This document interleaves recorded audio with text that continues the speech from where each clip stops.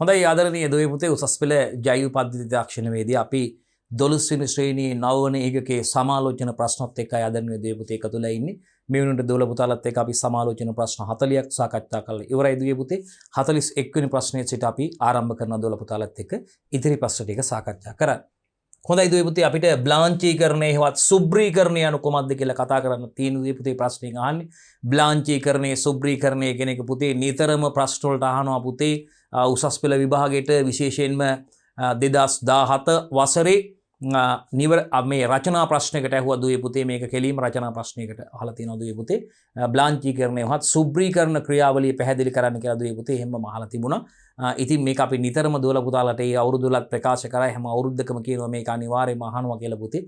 ඉතින් ඇත්තටම මේ වගේ නිතරම අහන දෙයක් විශේෂයෙන්ම පුතේ ආහාර පරිරක්ෂණයට පෙර විශේෂයෙන්ම අපි දන්නවා එළවලු පළතුරු වැනි ආහාර වියලීම කියන නැත්නම් විජලනය පරිරක්ෂණය නැත්නම් අපි කියනවා ඩිහයිඩ්‍රේෂන් කියලා කියනවා පුතේ මේ වගේ ජලය ඉවත් කරලා මේ පරිරක්ෂණ ක්‍රමයක් තමයි පුතේ එළවලු මේ වියලීම කියන පරිරක්ෂණීය ශීතනය අධිශීතනය වගේ ක්‍රියාවලියට පෙර විශේෂයෙන්ම වියලීමට පෙර පුතේ ආහාර පරිරක්ෂණීය සිදු කිරීමට පෙර වියලීම මගින් ආහාර පරිරක්ෂණයට පෙර සිදු කරන පූර්ව ප්‍රතිකාර ක්‍රමයක් විදිහට පුතේ මේ සුබ්‍රීකරණ ක්‍රියාවලිය නැත්නම් බ්ලාන්චීකරණ ක්‍රියාවලිය අපිට හඳුන්වන්න පුළුවන් පුතේ.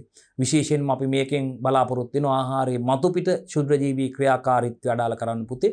විශේෂයෙන් අපි දන්නවා මේ බ්ලාන්චීකරණයේදී සිදු කරන්නේ පුතේ අපි දන්නවා මේ එළවලු පළතුරු පුතේ එළවලු විශේෂයෙන්ම අපි දන්නවා මේ පරිරක්ෂණයේ සඳහා වියලීමට පෙර දරුවනේ අපි දන්නවා නටන ජලයේ මිනිත්තු කිහිපයක් පුතේ සෙල්සියස් අංශක 100 පමණ නටන ජලයේ මිනිත්තු කිහිපයක් මේ ආහාරයේ බහා තියලා පුතේ නැවත රැගෙන ආහාරයේ නටන ජලයේ මිනිත්තු 2-3ක් මිනිත්තු 2ක් පමණ කාලයක් පුතේ දාලා නැවත අරගෙන මේක අපි වියලීමේ කටයුත්තට සිදු කරන්න යොදා ගැනීම සිදු කරනවා. එහෙනම් පූර්ව ප්‍රතිකාර ක්‍රමයක් පුතේ විශේෂයෙන්ම මේ ආහාරයේ මතු පිට ඉන්න ශුද්ධජීවී ක්‍රියාකාරීත්වය අඩාල කිරීම සඳහා පාලනය අඩාල කරන්න මතු පිට සපේස් එකේ ආහාරي රයිට් එක අරමුණක් ඒක. එතකොට විශේෂයෙන්ම මේ ක්‍රම භාවිතා කරනවා පුතේ මේ පූර්ව ප්‍රතිකාර ක්‍රමයක් විදිහට පුතේ ආහාර පරිරක්ෂණය කරන්න විශේෂයෙන්ම ආහාර වියලීමට කලින් සිදු කරන පූර්ව ප්‍රතිකාර ක්‍රමයක් විදිහට පුතේ මේ බ්ලාන්චීකරණය නැත්නම් සුබ්‍රීකරණ ක්‍රියාවලිය යොදා ගැනීම සිද්ධ වෙන්නේ පුතේ. විශේෂයෙන් පුතේ අතීතයේ කොස් දෙල් වගේ දේවල් පරිරක්ෂණය කරද්දී අපේ මුතින් මිත්තු පොක් කරපු දේවලුත් මේකට ඒ කට්ටියත් මේ ක්‍රියාවලිය මේ බ්ලාන්චීකරණ ක්‍රියාවලිය පුතේ බ්ලාන්චීකරණ නම නොකියුවත් ඒකට ඒගොල්ලෝ සුබ්‍රීකරණ නම ගන්නේ හිටියත් ඒගොල්ලොත් මේ ක්‍රියාවලිය සිදු කළා පුතේ මේ විශේෂයෙන්ම මේ කොස් දෙල් වගේ දේවල් තම්බල තමයි පුතේ වේලන්න කලින් යොදාගෙන. ඒ කියන්නේ මේක බෙරි වෙනකම්ම තම්බන්නේ. ඒකත් ඒගොල්ලෝ වතුර එකක් උණු කරලා නටන ජලයට මද වේලාවක් දාලා තියලා ඉක්මනින් ගන්නවා පුතේ ඒක. බෙරි වෙන්න අරින්නේ. එතකොට මේකේ වයනේ වෙනස් වෙනවනේ පුතේ මේ ටෙක්ස්ට් එක වෙනස් වෙනවා. ඉතින් මේක තීරු කපලා අවශ්‍ය හැටියට කපාගෙන ඒක අර නටන ජලයට දාලා පුතේ නටන ජලයේ මිනිත්තු කිහිපයක් තියලා ඒක ගන්නවා. ඒගොල්ලොත් දැනගෙන හිටියා ඒක දෙල් කොස් මේ විදිහට පරිරක්ෂණය කරනවා වේලන්න කලින්. ඊට පස්සේ ඒගොල්ලෝ ඒවා අදාළ මේ විශේෂයෙන්ම බොහෝ විට පුතේ මේ සූර්යාලෝකයේ මගින් තමයි වියලීම කරේ තැටිවල අතුරලා පුතේ තහඩුවල මේක අතුරලා පුතේ තුනීවට මේක ඇතිරීම කරලා පුතේ මේ කපාගත්ත කැබලි මේ වේලීම උඩක තියලා වේලීම වියලා ගැනීම සිදු කරනවා. ඉතින් මේවා බොහොම රසවත් ඊට පස්සේ නියම ප්‍රමාණයට වේලුණාට පස්සේ පුතේ ඒවා සුරක්ෂිතව ඇසුරුම් කරලා තියාගෙන පුතේ ඒවා අර අපිට මේවා හිඟ කාලවල මේ මොකද අවාරයේදී පුතේ මේවා ආහාරයට ගන්නවා. ඒවට වතුර ටිකක් දාලා නැවත උණු වතුර ටිකක් දාපුවාම ඒවා යථා තත්ත්වයටපත් වෙනවා. එතකොට ඒක අපිට අවශ්‍ය විදිහට ආහාර සකස් කරගන්න පුළුවන්. මැල්ලුමක් විදිහට හදලා ව්‍යංජනයක් විදිහට අපිට බෙදුමක් විදිහට අවශ්‍ය ඕන ආකාරයකට ඒක හදා ගන්න පුළුවන්. බොහොම රසවත්. මේ විදිහට එළවලු පරිරක්ෂණය කරනවා පුතේ විශේෂයෙන්ම බොහෝමයක් එළවලු පරිරක්ෂණය කරනවා පුතේ කොස් දෙල් මුරුංගා ඊට පස්සේ බට්ටු කරවිල මේ ආකාරයට පරිරක්ෂණය කරනවා පුතේ එළවලු වර්ග බොහෝමයක් එළවලු වර්ග මේ ආකාරයට පරිරක්ෂණය කරගන්න පුළුවන් පුතේ මේ වියලීම මගින් ජලය ඉවත් කරලා රයිට්. ඉතින් ඒකට සඳහා සිදු කරන පූර්ව ප්‍රතිකාරමයක් විදිහට මේ ආහාර වියලීම වැනි පරිරක්ෂණ ක්‍රමවලට කලින් සිදු කරන පූර්ව ප්‍රතිකාරම ක්‍රමයක් විදිහට පුතේ අපිට මේ සුබ්‍රීකරණ ක්‍රියාවලිය නැත්නම් බ්ලාන්චීකරණය හඳුන්වන්න පුළුවන්. හොඳයි අපෙන් ප්‍රශ්නෙන් අහන්නේ බ්ලාන්චීකරණය හෙවත් සුබ්‍රීකරණය anu කුමක්ද කියලා පුතේ ප්‍රශ්න අංක 41 න් අහන්න. බලමු මොකක්ද කියලා. රයිට්. බ්ලාන්චීකරණය anu ආහාර පරිරක්ෂණය කිරීමට පෙර සිදු කරන පූර්ව ප්‍රතිකාර ක්‍රමයක්. අපි අපේ කතාව හරි. අපි ඒක හයිලයිට් කරගමු. නිවැරදි. මොකක්ද දරුණේ බ්ලාන්චීකරණය කියන්නේ? එතකොට සුබ්‍රීකරණය කියන්නේ එකම දේ. බ්ලාංචීකරණය යනු ආහාර පරිරක්ෂණය කිරීමට පෙර සිදු කරන පූර්ව ප්‍රතිකාර ක්‍රමයක්. අපේ කතාව හරි. දුවල පුතාලත් මේක ලියලා තියෙන්නේ. නිවැරදි. ලකුණු හම්බ වෙනවා. රයිට්. හරි. ඊට පස්සේ අපි ප්‍රශ්න අංක 42 අහනවා මේ බ්ලාංචීකරණ ක්‍රියාවලිය යොදා ගන්න අවස්ථා කීපයක් සඳහන් කරන්න. ආහාර වියලීම, ආහාර ශීතනය, අධිශීතනය වැනි ක්‍රියාවලියට පෙර තමයි මේ ක්‍රියාවලිය යොදා ගන්න. අවස්ථා කීපයක් සඳහන් කරන්න කියනවා. බලමු. අධිශීතනයේදී අන්න බලන්න. එළවලු හා පළතුරු වියලීමේදී. හරිනේ? එළවලු හා පළතුරු වියලීමේදී. ඒ වගේම ආහාර ටින් කිරීමේදී. ඒ වගේම ආහාර අධිශීතනය කිරීම. මේක මට මුලින් කියන්න බැරුණා මේ ටින් කිරීමත් ආහාර ටින් කිරීමත් විශේෂයෙන් මතක් කරන්න පුතේ. විශේෂයෙන්ම මේ සැමන් කර්මාන්තයේදීත් මේ විශේෂයෙන්ම ආහාරයේ මෙන්න මේ බ්ලාංචීකරණ ක්‍රියාවලිය කරනවා පුතේ. නටන ජලයේ මිනිත්තු කිහිපයක් තියලා ගන්නවා පුතේ මේක. සැමන් ටින් මාළු නිෂ්පාදනයේදී මේක කරනවා. විශේෂයෙන්ම ටින් මාළු නිෂ්පාදනයේදී මේක කරනවා. ඒ වගේම මේ ආහාර ටින් කිරීමේදීත් මේ බ්ලාංචීකරණය පුතේ කරනවා. මේ නැත්නම් හුමාලයට නිරාවරණය කරනවා. නටන ජලයට දාලා මේක ඒ ආකාර කිහිපයකට කරනවා. අපි ඒකත් බලනවා කොහොමද මේ කරන ආකාරය ගැනත් කතා කරන විශේෂයෙන් මතක තියාගන්න. මෙතනදී අපි ආහාර අධිශීතනය කිරීමේදී යොදා ගන්නවා. ශීතනයේදී නෙවෙයි ආහාර අධිශීතනයට පෙර පූර්ව ප්‍රතිකාරම ක්‍රමයක් විදිහට මේක යොදා ගන්නවා. විශේෂයෙන් මතක තියාගන්න ඕන නිවැරදි ක්‍රම තුනක් මෙතන තියෙනවා. එළවලු හා පළතුරු වියලීමේදී පුතේ පූර්ව ප්‍රතිකාර ක්‍රමයක් විදිහට බ්ලාංචීකරණය නැත්නම් සුබ්‍රීකරණය යොදා ගන්නවා. ඒ වගේම ආහාර ටින් කිරීමේ ක්‍රියාවලියේදී පුතේ පූර්ව ප්‍රතිකාර ක්‍රමයක් විදිහට මේ සුබ්‍රීකරණය නැත්නම් බ්ලාංචීකරණ ක්‍රියාවලිය යොදා ගන්නවා. ඒ වගේම ආහාර අධිශීතනයේදී එළවලු සහ පළතුරු වියලීමේදී රයිට්. ඒ වගේම ආහාර ටින් කිරීමේදී ඒ වගේම පුතේ ආහාර ඩීප් ෆ්‍රීස් කරන්න පෙර ආහාර අධිශීතනය කිරීමේදී ඊට පෙර පුතේ මේ බ්ලාංචීකරණ ක්‍රියාවලිය එහෙම නැත්නම් සුබ්‍රීකරණ ක්‍රියාවලිය යොදා ගැනීමක් සිදු කරනවා. ඒකත් විශේෂයෙන් ආදරණීය දුවල පුතාලා මතක තියාගන්න. රයිට්. හරි. මේ බ්ලාංචීකරණයේ හෙවත් සුබ්‍රීකරණයේ මූල ධර්මය මොකක්ද කියලා අහනවා පුතේ. ප්‍රින්සිපල් එක අහනවා පුතේ. අර උණු ජලය මගින් නැත්නම් හුමාලය මගින් නටන ජලයේ මිනිත්තු කිහිපයක් මිනිත්තුවක් දෙකක් මේ ආහාරය දාලා තියලා ගන්නවා. එහෙම නැත්නම් පුතේ හුමාලයට නිරාවරණය කරනවා. ඉතින් අපි බලමු මොකද්ද මේකේ ප්‍රින්සිපල් එක මේ සුබ්‍රීකරණ ක්‍රියාවලිය. අර මම එකක් කිව්වා ආහාරයේ තියෙන මතු පිට ශුද්ධ ජීවීන් ක්‍රියාකාරීත්වය නිෂේධනය කරන්න කියලා අපි කිව්වා. රයිට් බලමු. එකක් තමයි දුවේ පුතේ ආහාරයේ ස්වාභාවික එන්සයිම අක්‍රිය කරන්න පුතේ. අක්‍රිය කිරීම. ආහාරයේ ස්වභාවික එන්සයිම අක්‍රිය කරවීම සඳහා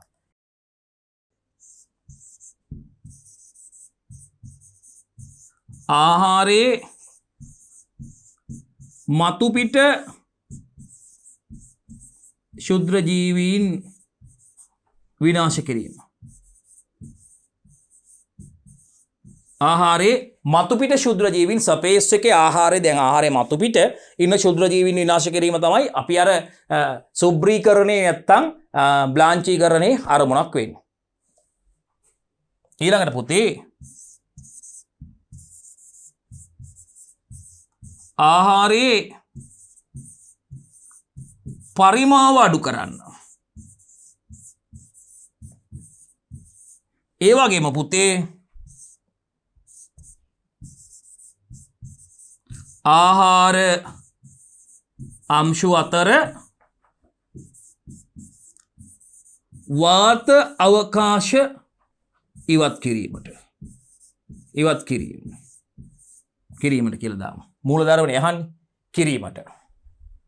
මෙන්න පුතේ අමතක කරන්න බෑ මතක තියාගන්න. රයිට් මෙන්න පුතේ ප්‍රධාන මූලධර්ම හතරක් ගැන කතා වෙනවා පුතේ. බ්ලාංචීකරණයේ හෙවත් සුබ්‍රීකරණයේ මූලධර්මය මොනවද කියලා අහන්නේ පුතේ. අනිවාර්යෙන් දරුවෝ මේ ටික විශේෂයෙන් දැනගත යුතුයි පුතේ. දරුවෝ මේ ටික අනිවාර්යෙන් විශේෂයෙන්ම දැනගත යුතුයි පුතේ. බ්ලාංචීකරණයේ හෙවත් සුබ්‍රීකරණයේ මූලධර්ම මොනවද කියලා අහන්නේ පුතේ. අංක 1 ආහාරයේ ස්වාභාවික එන්සයිම අක්‍රිය කිරීම. ආහාරයේ ස්වභාවික එන්සයිම අක්‍රිය කරවීම පුතේ. ඒ වගේම පුතේ ආහාරයේ මතු පිට ශුද්ධ ජීවීන් විනාශ කිරීම. ඒ වගේම පුතේ තුන්වෙනි එක ආහාරයේ පරිමාව අඩු කරනවා පුතේ. ආහාරයේ පරිමාව අඩු කරනවා පුතේ. ඒ වගේම ආහාර අංශු අතර ආහාර අංශු අතර පුතේ ආහාර අංශු අතර වාත අවකාශය ඉවත් කිරීමට right ආහාර අංශු අතර වාත අවකාශය ඉවත් කිරීමක් පුතේ මේකේ මූල ධර්මයක් වෙනවා right හරි එහෙනම් කරුණු හතර මතකද ආහාර අංශු අතර වාත අවකාශ අඩු කිරීමට ආහාරයේ පරිමාව අඩු කිරීමට ඒ වගේම ආහාරයේ මතුපිට පෘෂ්ඨයේ තියෙන ශුද්‍ර ජීවීන් විනාශ කිරීමට ඒ වගේම දුවේ පුතේ අපි කියනවා ආහාරයේ ස්වභාවික එන්සයිම අක්‍රිය කිරීම සඳහා පුතේ මේක යොදා ගන්නවා මේ මූල ධර්ම ටික right හරි මූල ධර්මයි අහන්නේ මූල ධර්ම අපි යන ප්‍රශ්නාංක 44ට ප්‍රශ්නාංක 44න් අපෙන් අහන්නේ පුතේ බ්ලාන්චීකරණේ සිදු කරන ආකාරය කෙටියෙන් හඳුන්වන්න කියලා right එකක් තමයි පුතේ පළවෙනි එක උණු ජලයේ මගින් බ්ලාන්චීකරණය අපි කතා කරා දුවල පුතාලට කිව්වා මේකෙදී පුතේ ආහාරය සෙල්සියස් අංශක 100 පමණ ජලයේ මිනිත්තු කිහිපයක් තබා ගන්නවා පුතේ ඒ මගින් එන්සයිම අක්‍රිය වනතුරු මේක ගිල්වීම සිදු කරනවා පුතේ මිනිත්තු කිහිපයක් එන්සයිම අක්‍රිය වනතුරු මිනිත්තු 2ක් පමණ කාලයක් පුතේ මිනිත්තු 2ක් 3ක් පමණ කාලයක් පුතේ එන්සයිම අක්‍රිය වනතුරු ගිල්වීම සිදු කරනවා මිනිත්තු කිහිපයක් කියපුවම මිනිත්තු 2 3ක් පමණ කාලයක් කියපුවම හරි පුතේ ඒක ප්‍රමාණවත් වෙනවා උණු ජලයේ මගින් බ්ලාන්චීකරණය පුතේ පළවෙනි එක උණු ජලයේ මගින් බ්ලාන්චීකරණය කරනවා පුතේ මේකෙදි පුතේ ආහාරය උණු ඒ කියන්නේ පුතේ සෙල්සියස් අංශක 100 උෂ්ණත්වයේ තියෙන ජලයේ මිනිත්තු කිහිපයක් පුතේ එන්සයිම අක්‍රිය වනතුරු ගිල්වීම සිදු කරනවා පුතේ මේකෙදි ආහාරයේ උණු ඒ කියන්නේ සෙල්සියස් අංශක 100 උෂ්ණත්වයේ තියෙන ජලයේ පුතේ මිනිත්තු 2 3ක් මිනිත්තු කිහිපයක් කිව්වත් ගැටලුවක් නැහැ පුතේ එන්සයිම අක්‍රිය වනතුරු ගිල්වීම සිදු කරනවා ආහාරයේ ස්වභාවික එන්සයිම අක්‍රිය කිරීම කියලත් අපි මේක එක මූල ධර්මයේ යටතේ කතා කරා දෙවනි පියවර තමයි පුතේ අපිට හුමාලයේ මගින් බ්ලාන්චීකරණය කරන්න පුළුවන් පුතේ මේකෙදි ආහාරයේ හුමාලයට මිනිත්තු 1ක් පමණ 1 minute හුමාලයට මිනිත්තු 1ක් පමණ පුතේ නිරාවරණය කරනවා මතක තියාගන්න පුතේ මේ හුමාලයේ මගින් බ්ලාන්චීකරණය කිරීමේදී පුතේ ආහාරයේ හුමාලයට මිනිත්තු 1ක් පමණ නිරාවරණය කිරීම සිදු කරනවා පුතේ මේකෙදි 0.1ට SMS මොකද්ද පුතේ සෝඩියම් මෙටාබයිසල්ෆයිඩ් පුතේ සෝඩියම් මෙටාබයිසල්ෆයිඩ් ද්‍රාවණයකට නිරාවරණය කිරීම තුළින් පුතේ එළවලු වල වර්ණය ඒ අයුරින්ම රැක ගන්න පුළුවන් එළවලු වර්ණය ඒ අයුරින්ම රැක ගන්න පුළුවන් පුතේ විශේෂත්වය හුමාලයේ මගින් බ්ලාන්චීකරණය කිරීමේදී පුතේ ආහාරයේ හුමාලයට මිනිත්තුවක පමණ කාලයක් පුතේ ආහාරයේ හුමාලයට මිනිත්තු 1ක් පමණ පුතේ නිරාවරණය කරනවා මේකෙදි පුතේ 0.1ට 0.1ට මේ එයාගේ සාන්ද්‍රණි SMS මොනවද පුතේ සෝඩියම් මෙටාබයිසල්ෆයිඩ් ද්‍රාවණයකට නිරාවරණය කිරීම තුළින් පුතේ එළවලු වල වර්ණය ඒ අයුරින්ම රැක ගන්න පුළුවන් එළවලු වල වර්ණය ඒ අයුරින්ම රැක ගන්න පුළුවන් right ඒකත් සුවිශේෂී කරුණක් මේකෙදි මතක තියාගන්න තුන්වෙනි එක පුතේ මයික්‍රෝවේව්ස් මගින් පුතේ ශුද්‍ර තරංග මගින් බ්ලාන්චීකරණය පුතේ මේකෙදි පුතේ මයික්‍රෝවේව් උඳුනක ආහාරයේ මිනිත්තු 1ක් පමණ තියෙනවා ඒකත් 1 min පුතේ මිනිත්තු 1ක පමණ කාලයක් ශුද්‍ර තරංග මගින් බ්ලාන්චීකරණයේදී පුතේ මයික්‍රෝවේව් oven එකක මයික්‍රෝවේව් උඳුනක ආහාරයේ මිනිත්තු 1ක් පමණ තියෙනවා right රසායනික සංයෝග මගින් බ්ලාන්චීකරණයේ පුතේ හතරවෙනි එක right chemical compounds භාවිතා කළා රසායනික සංයෝග මගින් බ්ලාන්චීකරණය කරන පුතේ මේක තරම් ප්‍රචලිත ක්‍රමයක් නෙවෙයි කලින් කරපු ක්‍රම තුන තමයි පුතේ ප්‍රධාන වශයෙන් සිදු කරන්නේ උණු ජලයේ මගින් බ්ලාන්චීකරණය හුමාලයේ මගින් බ්ලාන්චීකරණය සහ මයික්‍රෝවේව් නැත්නම් ශුද්‍ර තරංග මගින් බ්ලාන්චීකරණය right හරි එතකොට මේ රසායනික සංයෝග භාවිතයෙන් බ්ලාන්චීකරණය පුතේ තරම් ප්‍රචලිත ක්‍රමයක් විදිහට නැත්නම් ජනප්‍රිය ක්‍රමයක් විදිහට භාවිතා නොකරන ක්‍රමයක් භාවිතා කරන්නේ නැති ක්‍රමයක් ප්‍රශ්නාංක 45 ප්‍රධාන ආහාර පරිරක්ෂණ ක්‍රමවේද මොනවද කියලා අහනවා පුතේ අපි යන්නේ ප්‍රධාන ආහාර පරිරක්ෂණ ක්‍රමවේද ගැන කතා කරමු right මෙන්න පුතේ ප්‍රධාන ආහාර පරිරක්ෂණ ක්‍රමවේද භෞතික ක්‍රම රසායනික ක්‍රම සහ ජෛව රසායනික ක්‍රම පුතේ ප්‍රධාන ආහාර පරිරක්ෂණ ක්‍රමවේද 3යි භෞතික ආහාර පරීක්ෂණ ක්‍රමවේද දෙනවා පුතේ රසායනික ආහාර පරිරක්ෂණ ක්‍රමවේද තියෙනවා පුතේ. ඒ වගේම ජෛව රසායනික ආහාර පරිරක්ෂණ ක්‍රමවේද තියෙනවා පුතේ.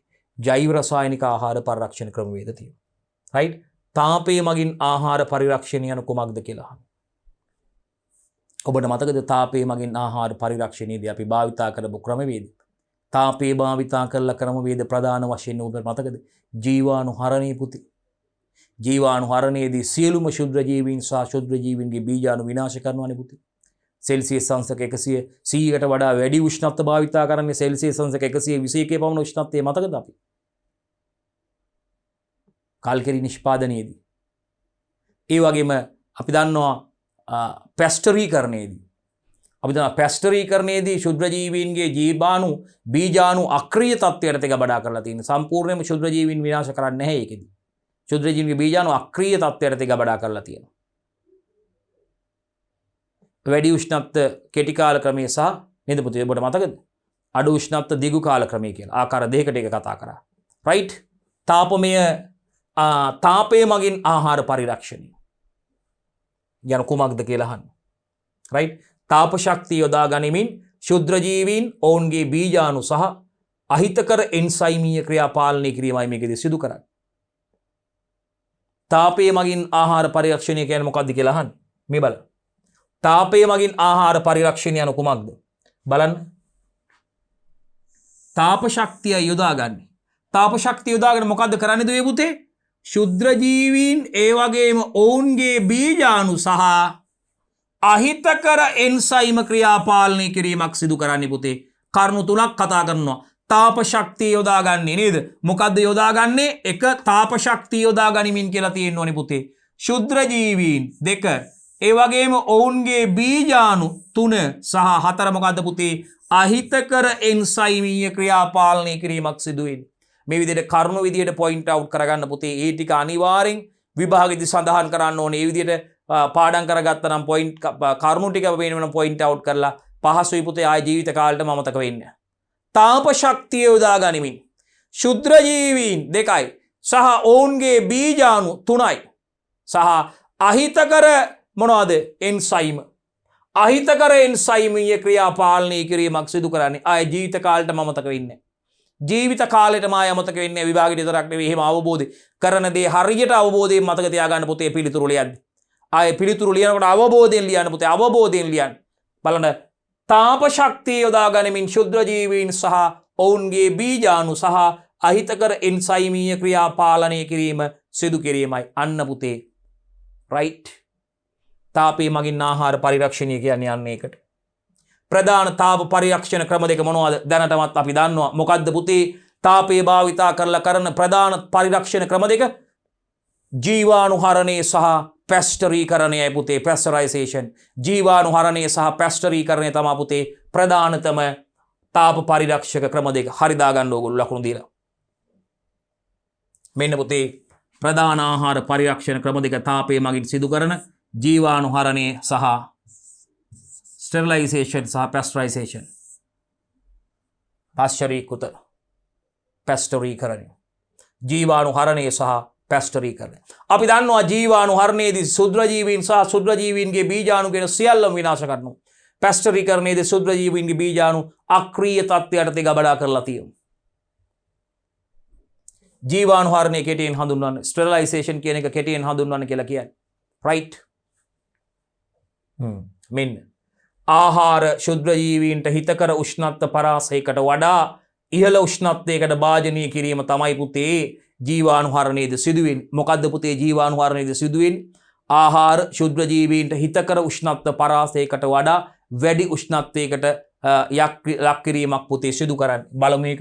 ආහාර ශුද්‍ර ජීවීන්ට හිතකර උෂ්ණත්ව පරාසයට වඩා ඉහළ උෂ්ණත්වයකට භාජනය කිරීම තමයි පුතේ ජීවාණු හරණයේදී සිදුවෙන්නේ. අපි කිව්වා වගේම එහිදී සියලු ශුද්‍ර ජීවීන් ඔවුන්ගේ බීජාණුද සමගින් විනාශ කරන්න පුළුවන් පුතේ. මතක තියාගන්න ජීවාණු හරණය සඳහා අපි කිව්වා වගේම සෙල්සියස් අංශක 100ට වඩා ඉහළ උෂ්ණත්වයයි පුතේ යොදාගන්න. ඒ නිසා ආහාරයේ අඩංගු වාෂ්පශීලී සල්ෆර් සංයෝග ආහාරයට රසයද ඒ වගේම දුඹුරු වීමේ ප්‍රතික්‍රියා මගින් වර්ණයද වෙනස් වෙන්න පුළුවන් පුතේ. මේ පරිරක්ෂණ ක්‍රමයේ භාවිතා කරන්නේ කරමින් කල්කිරි නිපද වෙනකොට පුතේ ජීවාණුහරණ යන්ත්‍රයක් ආධාරයෙන් කිරි සෙල්සියස් අංශක 121 උෂ්ණත්වයේ වර්ග සෙන්ටිමීටර් 6.5ට කිලෝග්‍රෑම් 6.8ක පීඩනයක් යටතේ මිනිත්තු 15ක් රත් කරනවා. මේක අහන්න පුළුවන් පුතේ නිසා පොයින්ට් ටික වෙනම අවුට් කරලා ලියා ගන්න එළියට අරගෙන. රයිට්.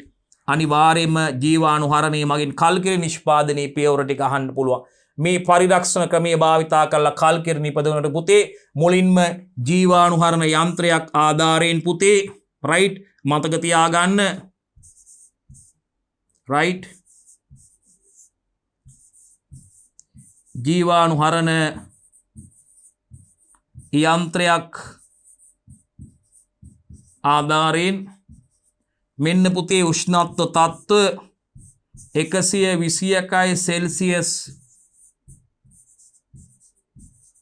උෂ්ණත්වයේ ඕනේ පුතේ පීඩනය කොහොමද පුතේ වර්ග සෙන්ටිමීටර් 6.5ට වර්ග සෙන්ටිමීටර් පුතේ ස්ක්වයර් සෙන්ටිමීටර් වර්ග සෙන්ටිමීටර් 6.5ට පුතේ කිලෝග්‍රෑම් 6.8ක පීඩනයක් යටතේ පුතේ පීඩනයක්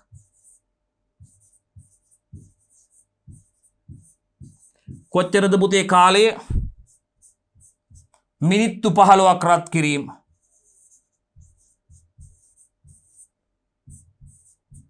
මිනිත්තු 15ක් රත් කරන්න ඕනේ පුතේ. රයිට් මිනිත්තු 15ක් රත් කිරීම. හරි. එහෙනම් පරිරක්ෂණ ක්‍රමයේ භාවිතා කළ කල්කිරි නිපදවීමේදී පුතේ ජීවාණුහරණ යන්ත්‍රයක් ආධාරයෙන් සෙල්සියස් අංශක 121 උෂ්ණත්වයක් යටතේ පුතේ වර්ග සෙන්ටිමීටර 6.5ක වර්ග සෙන්ටිමීටර 6.5කට කිලෝග්‍රෑම් 6.8ක පීඩනයක් යටතේ පුතේ මිනිත්තු 15ක් රත් කිරීම සිදු කරනවා කල්කිරි නිෂ්පාදනයේදී. හරි. පැස්ටරීකරණය අනු කුමක්ද කියලා අහන්න.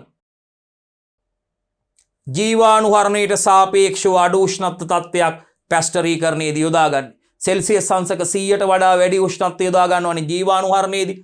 එහෙනම් පැස්ටරීකරණයේදී ජීවාණුහරණයට සාපේක්ෂව අඩු උෂ්ණත්ව තත්ත්වයි මේ ක්‍රමයේදී යොදා ගන්න. මේකෙදී ක්ෂුද්‍රජීවීන්ගේ බීජාණු විනාශ වීමක් සිදු වෙන්නේ නැහැ.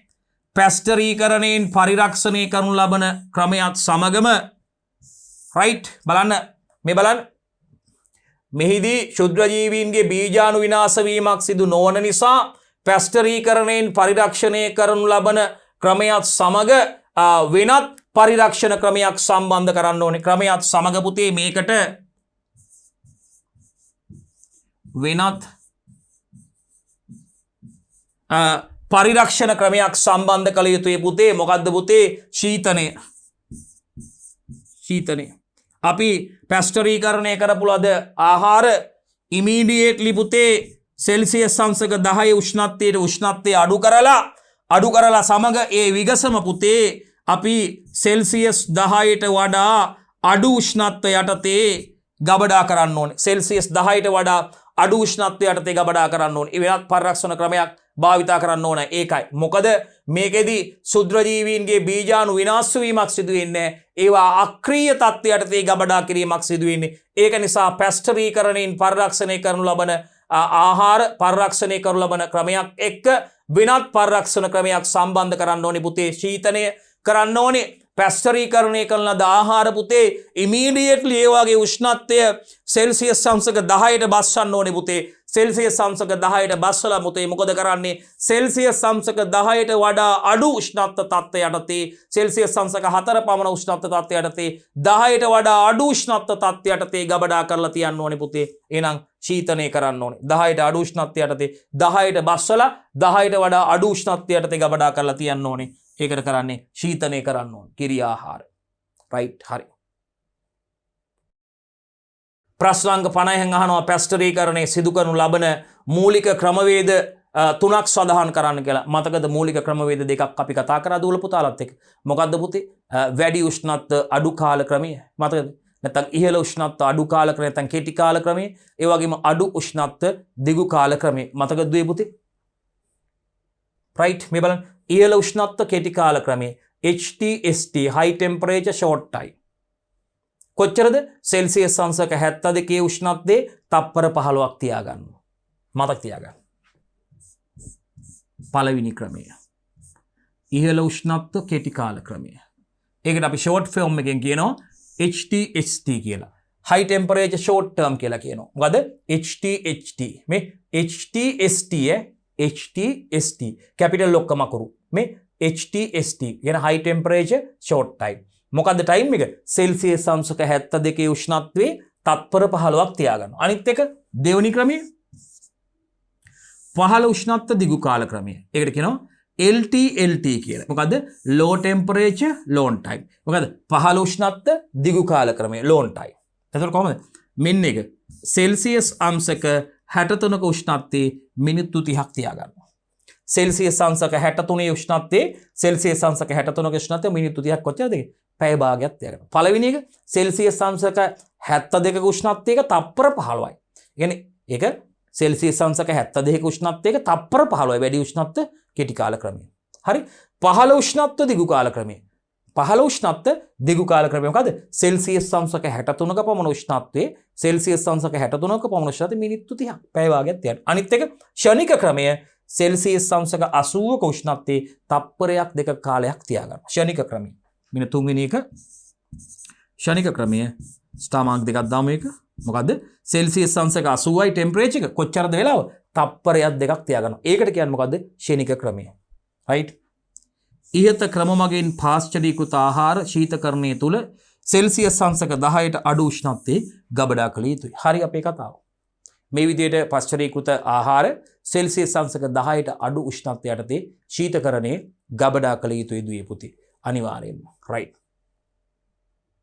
අපි යනවා ප්‍රශ්නාංක 51ට පුතේ රයිට් බලන්න පුතේ අඩු උෂ්ණත්ව භාවිතයෙන් ආහාර පරිරක්ෂණය කරන ක්‍රම මොනවද කියලා අහන්නේ පහළ උෂ්ණත්ව භාවිතා කරලා ආහාර පරිරක්ෂණය කරන ක්‍රම මතකද ශීතනයේ අධි ශීතනයේ ශීත වියලීම වගේ ක්‍රම මතකද දුවේ පුතේ බලමු දුවේ පුතේ වටයක් මෙන්න බලන්නකෝ පුතේ එකක් පුතේ ශීතනයේ අංක 2 පුතේ අධි ශීතනයේ अंक 3 පුතේ ශීත වියලීම අඩු උෂ්ණත්වය යටතේ ආහාර පරිරක්ෂණ ක්‍රම ශීතනයේ අධි ශීතනයේ සහ ශීත වියලීම හරි ප්‍රශ්නාංක 52 ශීතනයේ හා අධි ශීතනයේ මූලධර්ම මොනවද කියලා අහන්නේ පුතේ බලන්නකෝ ශීතනයේ හා අධි ශීතනයේ මූලධර්ම මොනවද කියලා අහන්නේ රයිට් මෙහිදී සක්‍රීය ජලීය ක්‍රියාකාරීත්වය අඩු කරනවා ශීතනයේදී සක්‍රීය ජලීය ක්‍රියාකාරීත්වය අඩු කරනවා පුතේ ජල සක්‍රියතාවයේ වැඩි වෙනකොට නිශුද්ධ ජීවී ක්‍රියාකාරීත්වය වේගවත් වෙන්නේ පුතේ.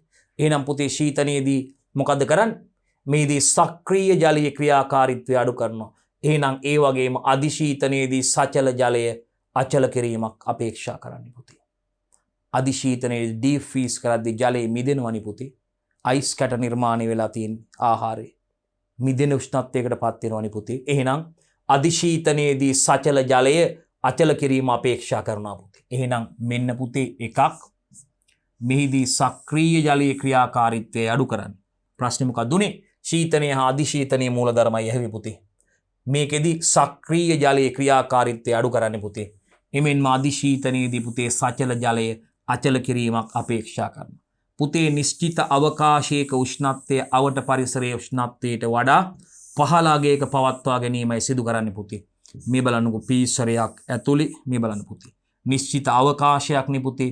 උෂ්ණත්වයේ මේකේ ටෙම්පරේචර් එක පුතේ රයිට් මේකේ ටෙම්ප් එක පුතේ මේ බාහිර පරිසරයේ උෂ්ණත්වයේ මේ බාහිර පරිසරයේ උෂ්ණත්වයට වඩා මොකද කරන්නේ? පහළ අගයක පවත්වා ගැනීමයි සිදු කරන්නේ පුතේ ෆුඩ් එක මේ රයිට්. මේ තියෙන ෆුඩ් එක.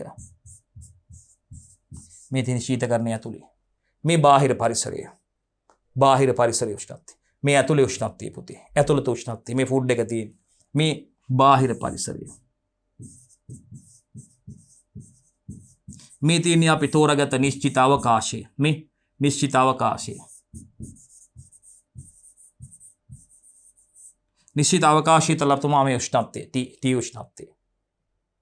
මේක T1 T2 කියලා දාමු. අඳුර ගන්න ලේසින් තුඩ අපිට. එහෙනම් නිශ්චිත අවකාශයක මේ තියෙන පුතේ ශීතකරණය තුල නිශ්චිත අවකාශයක උෂ්ණත්වය T1 ටෙම්පරේචර් එක අවට පරිසරයේ උෂ්ණත්වය මේ තියෙන පුතේ T2 කියලා බාහිර පරිසරයේ උෂ්ණත්වය. බාහිර පරිසරයේ උෂ්ණත්වය. අවට පරිසරයේ උෂ්ණත්වය මෙතන ඉතලිනේ කපලා දාමු. එතකොට නිශ්චිත අවකාශයක මේ ආහාරය තියෙන පුතේ උෂ්ණත්වය ටෙම්පරේචර් එක අවට පරිසරයේ බාහිර පරිසරයේ උෂ්ණත්වයට වඩා පහළ අගයක පවත්වා ගැනීමයි පුතේ මේකෙන් අපේක්ෂා කරන්නේ.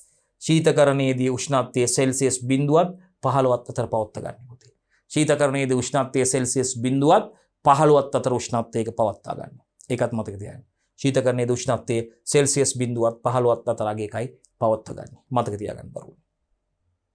ප්‍රශ්න අංක 53 වෙනවා ඩීෆ්‍රීස් කරනවා කියන්නේ මොකද්ද? අධිශීතනය කරන්නේ මොකද්ද කියන එකයි පුතේ අහන්නේ. අධිශීතනය anu කුමක්ද? මෙන්න පුතේ යම් ආහාරයක් මිදෙන උෂ්ණත්වයට වඩා අඩු උෂ්ණත්වයකට පත් කිරීම මගින් ආහාර පරිරක්ෂණය අධිශීතනය ලෙස හඳුන්වයි. බලන්න පුතේ මොකද්ද අධිශීතන සෙල්සියස් අංශක ඍණ 18ක පමණ උෂ්ණත්වයක් පුතේ. අධිශීතනයේදී මේ සෙල්සියස් අංශක ඍණ 18ක් පුතේ. සෙල්සියස් අංශක ඍණ 18ක් බලන්නකො පුතේ යම් ආහාරයක් මිදෙන උෂ්ණත්වයට වඩා අඩු උෂ්ණත්වයකට මෙවන් යම් ආහාරයක් මිදෙන උෂ්ණත්වයට වඩා අඩු උෂ්ණත්වයකට මෙවන් සෙල්සියස් අංශක ඍණ 18කට පත් කිරීම මගින් ආහාර පරිරක්ෂණය අධිශීතනීය ලෙස හඳුන්වනවා. right. ආහාර කිහිපයක ජල ප්‍රතිශතය හා අධිශීතන අංක ගෙන හැර දක්වන්න කියනවා පුතේ. ආහාර කිහිපයක ජල ප්‍රතිශතය සහ ඒවායේ මේ අධිශීතන අංක ගෙන හැර දක්වන්නවලු. අධිශීතන අංක මෙන්න පුතේ ආහාර තියෙන එළවලු, පළතුරු, මස්, මාළු, කිරි, බිත්තර. මේ එළවලු වල ජල ප්‍රතිශතය බොහොම වැඩි අගයක් තියෙනවා පුතේ. එළවලු වල තියෙනවා 78ක් 92ක පමණ ජල ප්‍රතිශතයක් පුතේ.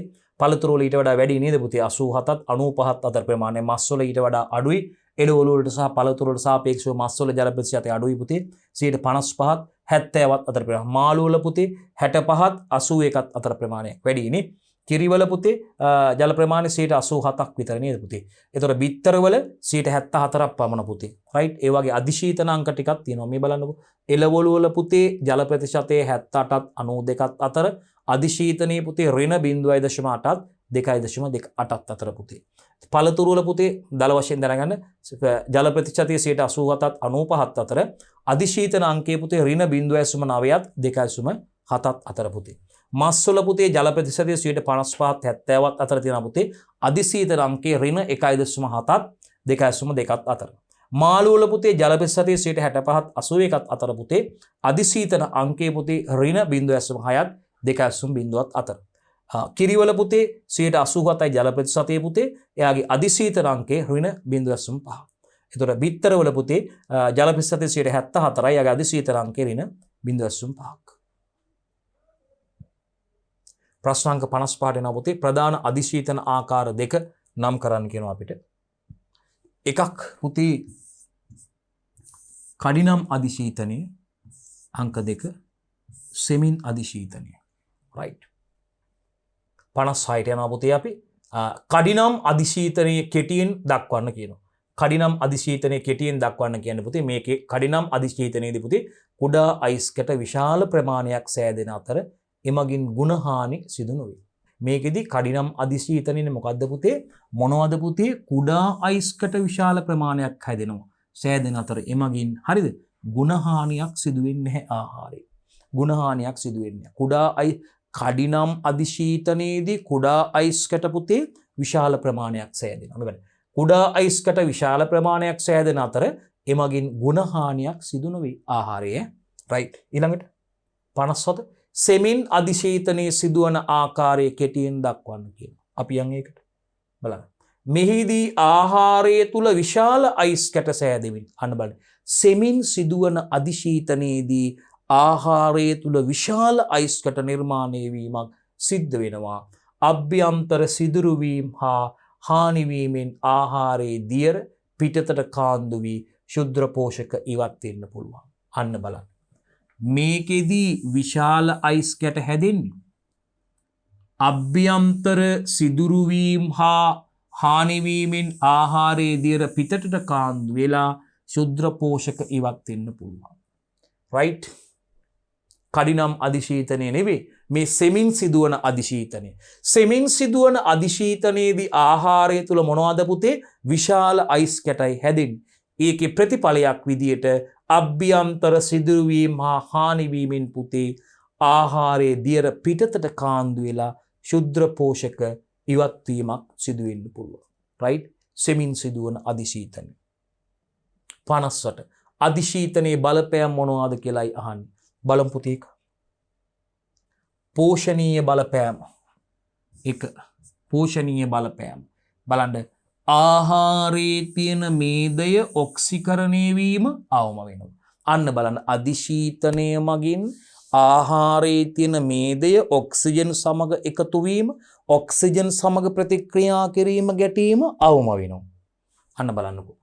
පෝෂණීය බලපෑම. ආහාරයේ තියෙන මේදය ඔක්සිකරණය වීම අවම වෙනවා. නමුත් බලපෑම ඉතාමත්ම අඩුයි. 2. ශුද්‍ර ජීවීන් කෙරෙහි ඇතිවන බලපෑම. බොහෝ ශුද්‍ර ජීවී ක්‍රියාකාරීත්වය ඒ ශීතන උෂ්ණත්වයේදී අධිශීතන උෂ්ණත්වයේදී ප්‍රශස්ත අධිශීතන උෂ්ණත්වයේදී අඩාල වෙනවා. එන හිටිනවා. අඩාල වෙනටත් වඩා ශුද්‍ර ජීවීන් කෙරෙහි බලපෑම තමයි පුතේ බොහෝ ශුද්‍ර ජීවී ක්‍රියාකාරීත්වය එන හිටිනවා. රයිට්. පැහැදිලි. పూర్ව අධිශීතන පියවර දෙකක් නම් කරන්න. අධිශීතනයට පෙර සිදු කරන పూర్ව අධිශීතන පියවර දෙකක් අහන්නේ. මතකද අපි අර මතකද සුබ්‍රීකරණය සහ බ්ලාංචීකරණයත් අපි අධිශීතනයට පෙර සිදු කරනවා කිව්වා. හරි. අන්න එන්සයිමීය ක්‍රියාපාලනය සිදු කරනවා. పూర్ව අධිශීතන ක්‍රමයක් විදියට එන්සයිමීය ක්‍රියාපාලනය කරනවා. කියන්නේ අධිශීතනයට පෙර එළවලු සුබ්‍රීකරණය කිරීමෙන් එන්සයිමීය ක්‍රියාපාලනය කරන්න පුළුවන්. අන්න මතකද කිව්වා අපි අධිශීතනයේදීත් මේ සුබ්‍රීකරණය භාවිතා කරනවා එළවලු පළතුරු වියලීමේදී, ඒ වගේම ආහාර ටින් කිරීමේදී සහ අධිශීතනයේදී සුබ්‍රීකරණය සහ බ්ලාංචීකරණය භාවිතා කරනවා. එහෙනම් එන්සයිමීය ක්‍රියාපාලනයේට අධිශීතනයට පෙර එළවලු සුබ්‍රීකරණය කිරීමෙන් මොකද වෙන්නේ? එන්සයිමීය ක්‍රියාපාලනය කරන්න පුළුවන්. මතකද ආහාරයේ තියෙන ස්වභාවික එන්සයිම් ඉවත් කරන්න අපි මේක කරනවා කියලා කිව්වා. රයිට්. එහෙනම් පැහැදිලි.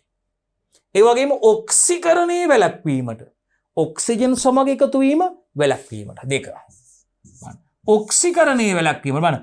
වායු රෝධක ඇසුරුම් භාවිතා කිරීම වැනි ක්‍රියා අනුගමනය කිරීමෙන් ඔක්සිකරණය වළක්ව ගන්න පුළුවන්. වායූන්ට ඇතුළු වෙන්න බැරි වායු රෝධනය කරන ඇසුරුම්. මේ පොලිතීන් ඇසුරුම් එහෙම පොලිඑතිලීන් මගින් නිෂ්පාදනය කර ඇසුරුම් වායුන්ට අපාරගම් මේ වායු රෝධක ඇසුරුම් භාවිතා කරලා අපි මේ පරිරක්ෂණ ක්‍රමය සිදු කරනවා නම් పూర్ව ප්‍රතිකර්මයක් විදියට මේ ආහාර ද්‍රව්‍ය වායු රෝධක ඇසුරුමක් තුර බහාලීම සිදු කරලා ඉවරලා ඊට පස්සේ අධිශීතනය කරනවා නම් මොකද්ද? ඔක්සීකරණය වළක්වන්න පුළුවන්. ඔක්සිජන් එක්ක සිදුවන ගැටීම වළක්වන්න පුළුවන්. එහෙනම් වායු රෝධක වායුන්ට රෝධකයක් බාධාවක් වන ඇසුරුම් ද්‍රව්‍යයක් වායු රෝධක ඇසුරුම් භාවිතා කිරීම වැනි ක්‍රියා අනුගමනය කිරීමෙන් ඔක්සීකරණය වළක්ව ගන්න පුළුවන්. ඒ හරහා ඇසුරුම හරහා වායු රෝධකයක් නම් ඒ ඇසුරුම හරහා වාතයට ඇතුළු වෙන්න අවස්ථාවක් නැහැ. ඒක නිසා පුතේ වායු රෝධනය වෙලා තියෙන්නේ. එමගින් ඔක්සීකරණය වළක්වා ගැනීමට හැකියාව ලැබෙනවා. ප්‍රශ්න අංක 60 ඌර්ධෝපාතනය යනු කුමක්ද කියලා අහනවා. අපි දන්නවා ඌර්ධෝපාතනය කියන්නේ කෙලින්ම අපි කියනවා මෙන්න මෙහෙම. දැන් අපි ගත්තොත් යම්කිසි දෙයක් ඝන යම්කිසි ද්‍රව්‍යයක් අපි හිතමු යම්කිසි ද්‍රව්‍යයක් අපි ජලයේම ගමුකෝ. නිකන් ජලය කියමු. ඝන අවස්ථාවේ ඉඳන් සොලිඩ් එකේ ඉඳන් කෙලින්ම එයාගේ ජලය වායු අවස්ථාවටපත් වෙනවා. මේක කෙලින්ම අපි මේකට කියන්නේ මොකද්ද කියන්නේ? මේකට තමයි අපි කියන්නේ මොකද්ද? ඌර්ධව පාතනය. රයිට්? ද්‍රව අවස්ථාවටපත් නෙවෙයි මෙයා සොලිඩ් එකේ ඉන්නේ මේ වායු ඝන අවස්ථාව සොලිඩ් එකේ. ඝන අවස්ථාවේ ඉඳන් කෙලින්ම වායු අවස්ථාවටපත් වීමක් තමයි අපි මොකද පුතේ ඌර්ධව පාතනයක් කියන්නේ. ඝන ද්‍රව වායුන සාමාන්‍ය වෙන විදිහට නමුත් කෙලින්ම ඝන අවස්ථාවේ ඉඳන් එයා වායු අවස්ථාවටපත් කරනවා. ඌර්ධව පාතනයකට ලක් කරනවා. අපෙන් අහන්නේ මොකද්ද ඌර්ධව පාතනය කියන්නේ කියලායි අහන්නේ. රයිට් මේ බලන්න. සාමාන්‍ය ආහාර විජලනයේදී වෙන්නේ මොකද්ද? ආහාරයේ තියෙන ජලය වාෂ්ප විදියට ඉවත් කරනවා. මේ බලන්න. සාමාන්‍යයෙන් ආහාර විජලනයේදී වෙන්නේ මොකද පුතේ? ආහාර විජලනයේදී වෙන්නේ ආහාරයේ තියෙන ජලය වාෂ්ප විදිහට නිවත් කරන්නේ ආහාර වේලනකොට අපි සූර්ය තාපය මගින් හෝ නැත්නම් අපි මේ මොන හරි ඩයස් භාවිතා කරලා වේලන භාවිතා කරලා වියලීම සිදු කරනකොට සාමාන්‍යයෙන් ආහාර විජලනයේදී ආහාරයේ තියෙන ජලය වාෂ්ප විදිහටයි අපි ඉවත් කරලා දාන්නේ. නමුත් අධිශීතනය කළ ආහාරවල ඇති ජලය කොහොමද තියෙන්නේ? ඝන අවස්ථාවේ ජලයනේ. ඩීප් ෆ්‍රීස් කරපු ආහාරවල තියෙන්නේ ජලයේ ඝන අවස්ථාවේනේ. අයිස් අවස්ථාව කියලා අපි නේ ඝන අවස්ථාවේනේ. අධිශීතනය කළ ආහාරවල ජලයේ තියෙන්නේ ඝන අවස්ථාවේනේ පුතේ. හරිද?